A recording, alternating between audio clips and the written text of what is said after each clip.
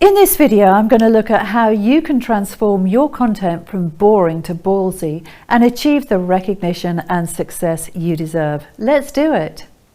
Welcome back to my YouTube channel. I'm Jane Baylor and I help expert business owners, that's consultants, coaches and service providers who have an offer that's based on their own wisdom and expertise, build relevant, compelling brands, stand out for their difference and rise above the online noise to achieve the impact and profit they deserve. In this video, we're going to look at how easy it is to sabotage your success through being boring rather than ballsy. We're also going to look at 5 things that make you appear boring, and then we're going to look at 5 ways to appear ballsy instead. But first, let's actually talk about what ballsy means and why being ballsy will help you attract great clients who are perfect for you. The term ballsy, of course, is used to describe someone or something as courageous, daring, audacious, or bold. It also means fearlessness, determination, or willingness to take risks in pursuit of a goal or in the face of adversity. The term ballsy originates from the expression having balls, which of course refers to having testicles, and they are associated with masculine bravery. However, it is worth knowing that the term can be used in a gender-neutral concept and is not limited to men only. Now, with that out of the way, being ballsy is important for people who sell their own services because it makes you stand out online. People's attention span is really short, and in our video-centric world of shorts, reels and TikToks, it's getting shorter all the time. Even if you think your audience aren't consuming videos on TikTok, for example, it's still a mistake to think they have the time and the patience to read your long rambling posts about what you and your family did at the weekend, or listen to your boring Facebook lives on your morning trudge through the woods with your dog. They want value, not visibility, and if you don't give it to them, it's the fastest way to get overlooked and ignored. Attention truly is the new gold, because if you blend in and sound unoriginal, your target audience will immediately click away to someone whose content is more interesting and thought-provoking. This means you'll be wasting your time and effort for poor returns. You'll also be having to work a lot harder to generate interest, and any prospects you acquire will convert at a lower rate because people are not really feeling it. In other words, they're not sure whether they actually like or are that interested in what you have to say. So this really matters. Think about the people who are popular in real life. You know, those who never have any trouble finding friends. They entertain, don't they? They've always got something interesting to say, or they're great listeners whose presence just makes you feel good. They're not the type to hedge or make indirect or confusing statements. They don't drone on constantly about themselves. Rather, they find topics that interest you and then give you some new or juicy piece of information that makes you see things from a new and refreshing angle, rather than just stating the obvious that you and a million others have heard, seen, or had quoted back at you. I'm quite lucky in this respect because I came of age in the media and entertainment industry. I very quickly learned that my value was linked to things such as how good a story I could tell, how clearly I could express myself, and how quickly I could get others to engage with the point I was making. Now, after a while, these skills became hardwired, and although there are undoubtedly many out there more charismatic and entertaining than me, this has stood me in relatively good stead throughout my career as an expert too. Another thing about being ballsy rather than boring is that when you drop the fear and just say what you like, people love it. We're naturally drawn to leaders, and all leaders tell it like it is. They can make us laugh, they can make us cross, or they can arouse many other emotions by what they say and how they express themselves. But one thing they never do is lose our respect. We respect people who stand for things and who don't bow to convention or people please. There's far too many of those people already in the world, and the problem is they just don't inspire us. The purpose of building an online presence is to polarize. In a world of billions, ease and low cost of access to the online marketplace means you really can't be all things to all people. If you try to please everyone, you'll end up pleasing no one. You'll get overlooked and ignored in favor of others who are clearer and stronger in terms of their values, their identity and their preferences. Because people like that know who they're for and who they're not for. They put their flag in the ground, so to speak. And here's why this matters. We humans are a tribal species, and it's therefore very satisfying and rewarding for us to identify our tastes and values and then seek out people who share them. This is validating as it makes us feel connected to others and less alone in our differences. Now, one of the things I'm really passionate about is connection and authentic, honest communication. I therefore stand for people being completely and utterly themselves, and I stand against people who hide behind a mask. So I instinctively have a distrust for people who are like this. Other people might admire their Machiavellian moves, but really I don't like people who masquerade as something they're not. They're just not my type of people. Now, here's the issue. Once we raise our profile and start being more vocal about our real thoughts and beliefs, we risk attracting critics and those who don't like or agree with the things we're saying. We might even get some trolls, in other words, people who actively hate what we represent and do their best to sabotage our efforts while hiding behind a keyboard. They're called keyboard warriors, by the way. It can be uncomfortable to challenge conventional wisdom and risk exposure for doing so. And when we do, some people will judge us. Sometimes they'll try to shame us. Sometimes they'll think we're supporters. And then they'll post some mean comment or drift away, and we'll realize they never were into us. In real life, that might feel hurtful, but online we should never ever personalize. In other words, make it all about us. The online world has its own rules, and they are not the same as real life. People are colder, more ruthless and self-serving in their behavior, and we always have a choice either to retreat and not use social media to build our businesses, or to stick with it, put on our big girl or boy pants and get out there to attract attention as well as risk rejection and failure. Oh, and by the way, if you're someone who doesn't want to risk rejection and failure, well, none of us enjoy these things, but as any seasoned entrepreneur will tell you, failure is the stepping stone to success. We can make rejection and failure a problem, or we can feel that temporary sting, then pick ourselves up and get out there again, knowing we are stronger and clearer in our vision and purpose as a result. Think of failure as well as rejection being like medicine you don't like the taste of, but that is making you better. All these are reasons why we can't be boring. And as promised, now here are 5 ways you will make yourselves so. The first way is to hint. I'm sure you'll agree it can be really infuriating and frustrating when you read posts from people who make out like they've got a big secret they can't quite bring themselves to share. Here are a few examples. Wow, I can't believe what just happened. I wish I could spill the beans, but some things are better left unsaid. Feeling so betrayed right now, trusting someone blindly can really backfire. Big things are on the horizon, stay tuned. Some people really know how to push your buttons, #frustrated. Ugh. The strange thing is people who post things like this actually think they're being interesting by stirring up a bit of intrigue. It reminds me of the bitchy mum in the school playground who, whenever she saw me and my child coming, used to whisper behind her hand to the person next to her, all the while looking straight at me. I knew she was talking about me or my child, of course, probably criticising the way I'd done my child's hair or something like that. But as to what she was saying, well, that would always be her secret. And being a pretty robust and confident individual, instead of spending all day wondering what I could possibly have done wrong, I just made a mental note never to trust her with anything of importance and to steer clear of her in future.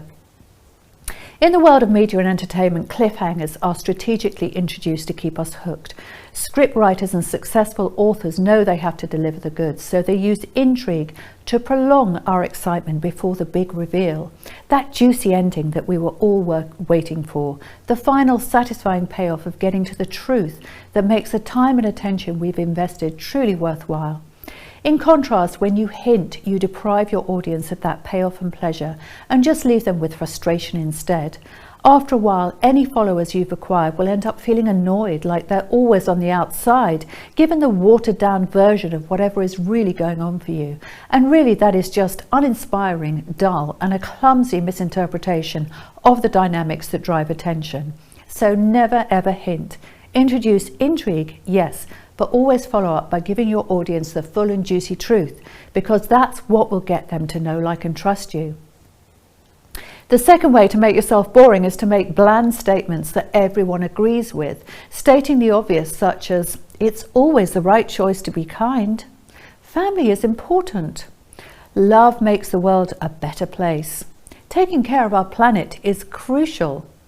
Think about it. What's wrong with statements like, the monarchy may be an integral part of British society, but it shouldn't be immune to criticism? Or, as someone who values freedom, I believe individuals should choose their actions without being constrained by external parties. These aren't saying anything different, new, or interesting. No one will disagree with those statements, but no one will be inspired by them either. So they're not worth saying at all. The third way to make yourself boring is to be relentlessly upbeat. Wow, I had such a fun day. Again, here I am all dressed up with my perfect family or partner and everyone's having such a great time. You know, the Insta-perfect thing? Yawn. Now, I actually believe that people are nosy and they do like to see people having good times in nice places.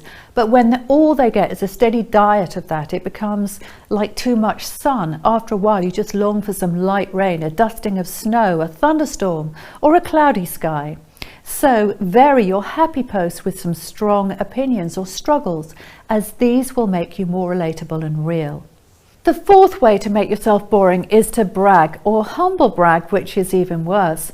A humble brag is a form of insincere self-promotion where a person tries to subtly boast about their achievement, skills, or positive attributes while appearing modest at the same time. Humble brags can take various forms. For example, someone might make a seemingly innocent or modest statement about a problem they're facing, but the underlying intention is to indirectly boast about their success or good fortune. And here's an example.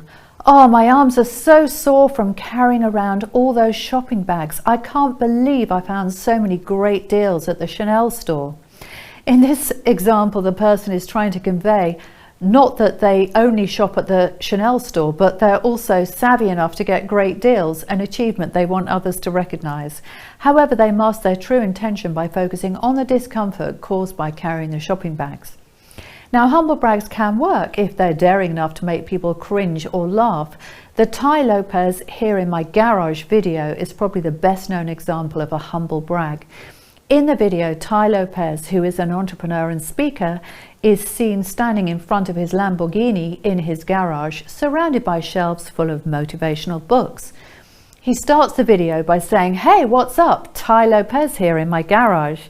He then goes on to talk about the importance of knowledge and mentions his collection of books, implying that his success is a result of his commitment to learning. While he presents himself as someone who values knowledge and personal development, the main focus of the video is to show off his material possessions, in particular his flashy car and luxurious garage. The video went viral as a classic example of a humble brag because although Lopez claims to value knowledge, the emphasis is really on his car and the extravagant setting he kept it in. The intention was, of course, to showcase his material wealth while appearing modest by discussing the importance of learning. The fifth way to come across as boring is to give advice, especially when it seems like you're talking down to people. It's so easy to fall into this habit as an expert, but we all hate unsolicited advice, and here's why. The unsolicited advice giver's suggestions, while dressed up as help, actually come from a desire to feel better than others. When we're feeling insecure, giving advice provides us with proof we could deal with others' problems far more effectively than they ever could, which feels good to us but can be really annoying to them. So I have to be sensitive to this when I do videos like this, for example, and make sure that I am not just giving advice based on my own limited experience, but true value based on real-world examples that anyone can reference. Okay, finally, let's get into the 5 ways to be ballsy, your secret sauce for success.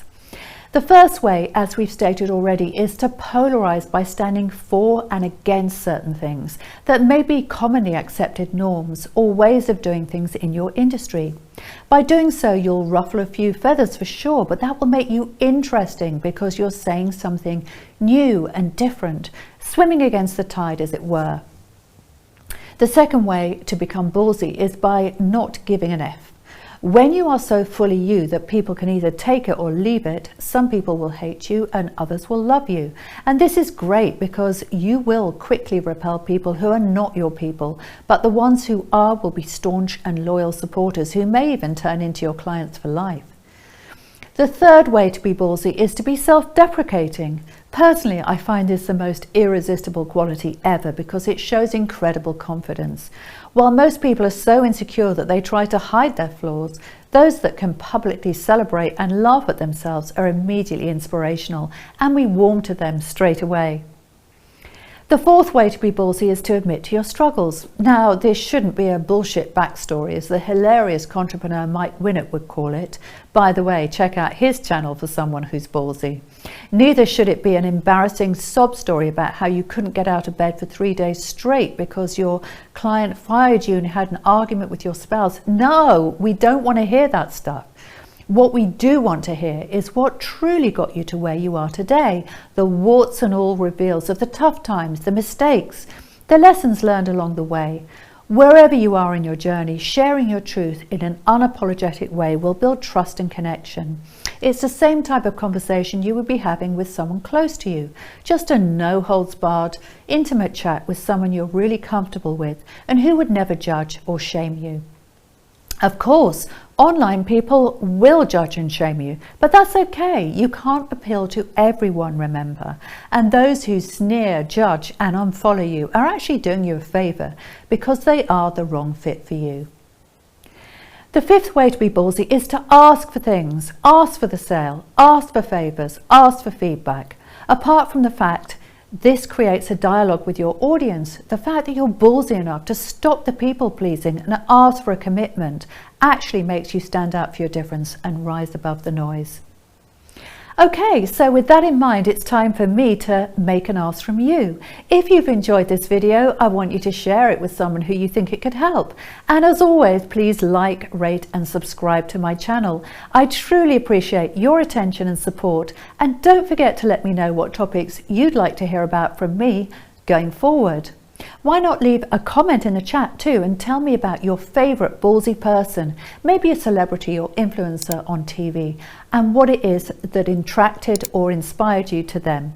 Thanks so much for watching, and I really look forward to seeing you again soon.